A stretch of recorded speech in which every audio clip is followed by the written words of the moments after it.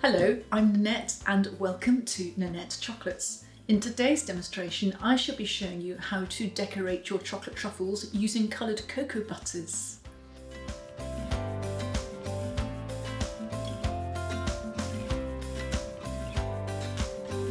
For today's demonstration I'm going to be continuing the theme of decorating chocolate truffles and the shells of those, but this time using coloured cocoa butters. So the cocoa butter is a part of the cocoa bean. It's the vegetable fat part of it, and this comes when you place the cocoa solid into a warm place and put it under pressure in a press, and the vegetable fat drips out and solidifies. And in these cases, the cocoa butter has been bottled and coloured. And what I'm going to be showing you today is how you can use that coloured cocoa butter to decorate your chocolate truffles. So you'll end up, for example, with something like these, for example. So this is where I have completely painted out the truffle tray with cocoa butter, and you'll also see some speckled effect there as well, with a different contrasting colour as well. This one is slightly different, where I have used a combination of coloured cocoa butter and a creative powder, a shimmer gold in this effect as well. So it really is very much up to you as to how you want your chocolates to end up looking, but I'll just give you a few examples of how you might be able to achieve those effects and some techniques as well. So to start off with the cocoa butter, treat this just like chocolate, and you need to temper it first. So these I can feel are quite warm to the touch. I've had them in the microwave, I have tempered them very slowly, just as I would have done some chocolate. So put the whole bottle without its lid on so that it can expand into the microwave, for example, or a bain-marie, just for a short length of time, and just bring it out and keep just checking it and massaging the bottle just to see how soft it is and warm it is, and give it a shake. And then what you're looking for is a liquid cocoa butter, which you can use as a paint. You can see I have different colours of cocoa butter here, so you can imagine yourself back in your school days mixing different colours to create different effects and more colours as well. What I'm going to be doing to start off with is this effect here, and you also need to consider the colour of the chocolate that you're using, and therefore how well your coloured cocoa butter is going to show up against the dark colour of the chocolate, for dark chocolate, for example. I'm going to be using this 53% dark chocolate today. Because it's quite dark, I want to make sure that the cocoa butter that I use will actually show up on it. So I'm going to use a combination of different cocoa butter colours. So just get a piece of greaseproof paper and pour a little of the cocoa butter to start off with. You can see that's actually quite dark, this green I'm using, and compare that with this here that I've ended up with. So just add a little bit of white to that, and then mix it through with the brush. Let's use this one here. So mixing it through, you'll end up with a pale colour, and that will show up quite nicely against your chocolate as well. Where I've painted it in a solid fashion like this, obviously slightly different, but if you're having a mixture of the chocolate and the cocoa butter showing through on the surface of your chocolate, it would be good to have a paler colour just to make sure that you get the paint effect that you're looking for. So that's that. But to start with, you might have noticed on this blue one, for example, I have some little flecks of yellow there. So this is quite an Easter theme, if you like. So I'm going to start off with a little bit of this orangey yellow cocoa butter. I'm not going to have an awful lot of it because this is, I'm just going to move that out of the way. This is going to be a very quick effect that I start with. So I start off with my chocolate mould, which I have cleaned. If you looked at my last demonstration on decorating chocolate moulds, that is important to get the shiny finish to your chocolate. To get the speckly effect, it's really quite straightforward. I'm just going to heat this a little bit. This is a toothbrush and this is my air gun.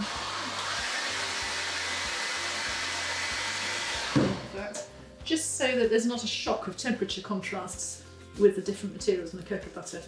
So dip the bristles of your brush into the cocoa butter, and just using your finger, just give it a bit of a flick over the top of your mould, and that way you'll end up with your cocoa butter in this contrasting colour sitting in the base of your chocolate mould, and that's all you need. You can see the effect there actually on the surface, at the top surface, and that's also going on inside each of the cavities of the chocolate mould as well. So you let that dry to start off with. So whilst that's drying, I'm going to move on to a different mould for a different technique as well. The next one I'm going to show you is this one here, and this is something you can achieve in different ways if you like. You can use a brush or your fingers. So this one is a red cocoa butter. Again, you might want to consider making the paint a little paler with a bit of white, but I'm not going to do that in this case. So I'm just going to pick up the mould here, and you can either use a brush like this and just paint your design in a haphazard fashion, as it appears to be in this case, inside your chocolate mould. You can be as exact or not as your whim takes you.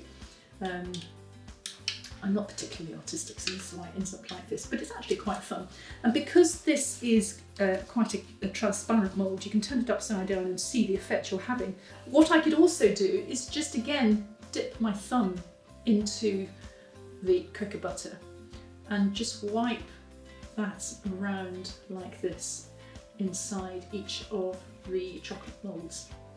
You get a similar kind of effect, and actually that might be better in this particular shape than using a paintbrush. It might be easier. But have an experiment and see what works better for you. So again, leave that to dry. What I will then do is, once that's dry, go in with a creative powder. So I'm going to use a gold powder in this effect. It won't take long to dry, just like chocolate. It's because it's been tempered, it'll take 3 to 5 minutes to set. So because we've been working on that, the other one has set whilst I've been working on this one. So we can go in with a second layer of colour to create this effect here. So this has been sitting here and it has solidified, hasn't it, whilst I've been talking to you. It's still quite soft. So what I'm just going to do is bring it up here to my hot air gun, and just with a paintbrush, just a little bit of warm air over the surface of that, just to soften it again.